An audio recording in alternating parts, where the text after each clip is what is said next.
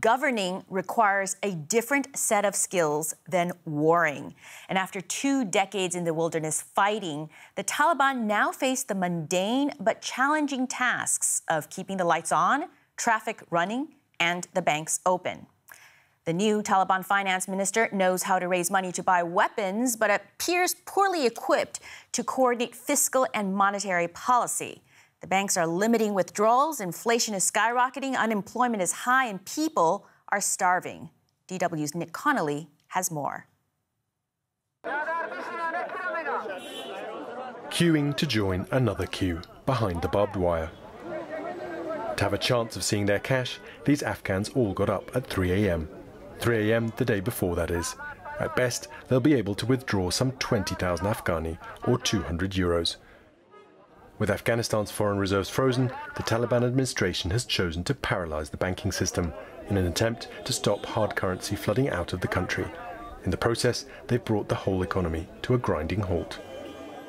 I'm just waiting for my salary. I don't know the future. No one is okay. Everyone is depressed here in Afghanistan. I think the situation is escalating day by day. No one dares challenge them for now, but Afghanistan's new Taliban rulers know full well that tensions are rising, as ordinary Afghans' cash reserves run out and new jobs prove almost impossible to come by. These tradesmen tell us they haven't worked in weeks. Before, I would only work as a carpenter. Now I'll clean toilets if I have to. We might end up starving or killing ourselves, and the Taliban will cut your hand off if you steal. In a country where nearly all basic foodstuffs, from rice to oil and flour, are imported, closed banks and currency controls mean rising prices and scarcity. This shopkeeper tells us that prices for basics have gone up by at least 50% in the past month. People who used to buy big bags of sugar are now looking for a 1 kilo alternative, 1 litre of oil instead of 5 litres, and the people who could only afford 1 litre before are now asking for even smaller sizes. Daily turnover is already down by 3/4, and if things don't change soon, he tells us, he plans to close the store. The baker next door, he says, has already given up and left the country in search of a better life in Europe. Faced with soaring prices and a dearth of jobs, many in Kabul are selling whatever they have left to put food on the table. Their pots, their pans, and even their beds. It's one thing for the fortunate few, selling up with visas in their pockets, waiting to leave, but a very different proposition for the vast majority with no plan B. 6 weeks after the Taliban takeover here in Kabul, and the economic crisis here in Afghanistan is still far from over, with banks limiting withdrawals to just 200 euros per week and businesses paralysed. We spoke to ordinary Afghans who've told us that they're at rock bottom as their cash savings run out. One father of 7 told me that he had just 10 Afghani, or 10 euro cents to his name, and even that was borrowed. His story is just one of millions, as Afghanistan now faces the very real prospect of hunger and malnutrition. We'll have more from Nick Connolly in just a moment. Now, when we talk about economic collapse, that kind of environment often leads to higher crime. Remember, one of the other men Nick spoke to said he's so desperate to feed his family, he has considered stealing, but he won't, he said, because he doesn't want his hands cut off. That's the kind of justice the Taliban has announced they're bringing back. A signal of where things are headed can be seen in the western city of Herat, where Taliban fighters gunned down 4 alleged kidnappers during a shootout. They were suspected of abducting a businessman and his son. Taliban authorities then made a show of their brand of justice. Just a warning, some of you may find the following report upsetting. In the heart of Herat, a gruesome spectacle meant to shock and awe. The corpse of an alleged criminal hanging from a crane.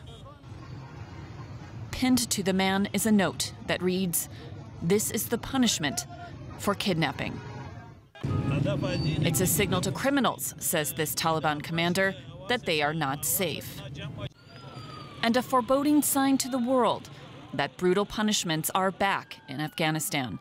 Executions and amputations will be restored, with one caveat not supported by this display: that they won't take place in public. That's according to Mullah Turabi, a senior Taliban figure. He told the Associated Press that no one will tell us what our laws should be. We will follow Islam and we will make our laws on the Quran. In the capital, Kabul, crime was a huge problem before the recent Taliban takeover. The collapsing war economy led to a wave of robberies and drug-related killings. Many residents have said off-camera that they fear the Taliban's ruthlessness. But on camera, it's another story. It's a good thing. Others will learn a lesson from it. I believe that what they're doing about catching thieves and punishing them is very good for the law and order situation. But they should not do this without some legal recourse. But that's an expectation the Taliban appear nowhere close to respecting, despite assurances to the contrary. Joining us is DW's Nick Connolly in Kabul. Nick, I suppose it's too much from the Taliban to expect that this kind of punishment they're warning about, executions, amputations, and hangings, take place with any due process or court proceedings. I mean, has the country's courts been completely dismantled? Melissa, this is a country in flux. The old system has gone, or at least ground to a halt, and the new system hasn't been introduced, and it's very patchy across the country. So those kind of killings that you saw in that report have been reported from places like Herat, Mazar Sharif, less so here in Kabul. I think the Taliban are just at a point now of trying to somehow unify their control across the country and don't have a handle on things like judicial procedure. We have heard from them that Sharia law will be their priority going forward, and that takes precedent over other forms of jurisprudence. They are, though, seemingly very worried about vigilante killings.